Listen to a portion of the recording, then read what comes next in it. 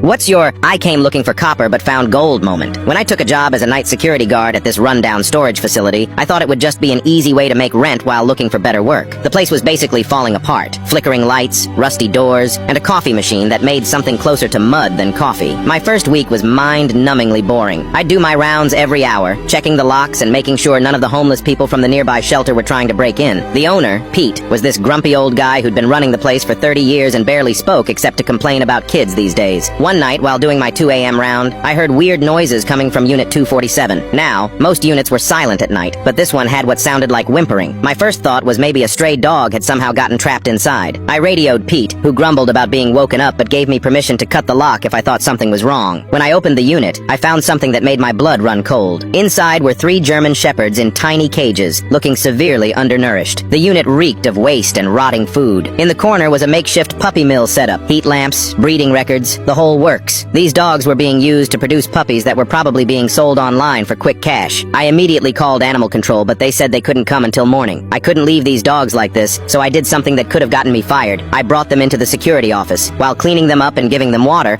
I noticed one of the females had a microchip tag on her collar. I used my phone to look up the number and found a Facebook post from 8 months ago. A family was desperately looking for their show dog, Grace, who'd been stolen from their backyard. The next morning, when the unit's owner showed up in his fancy SUV, he found the police waiting for him. Turns out he was running illegal puppy mills in storage units across 3 states. The dogs were worth thousands each, and he'd been stealing them to breed and sell their puppies. Grace's family arrived that afternoon. I'll never forget watching their teenage daughter fall to her knees crying when Grace recognized her and started licking her face. The dad couldn't stop thanking me, saying they'd given up hope months ago. But here's where it gets good. The dad owned one of the biggest security companies in the state. He offered me a job on the spot, training security dogs. The salary was triple what I was making, plus benefits. Now I run their entire K9 training program.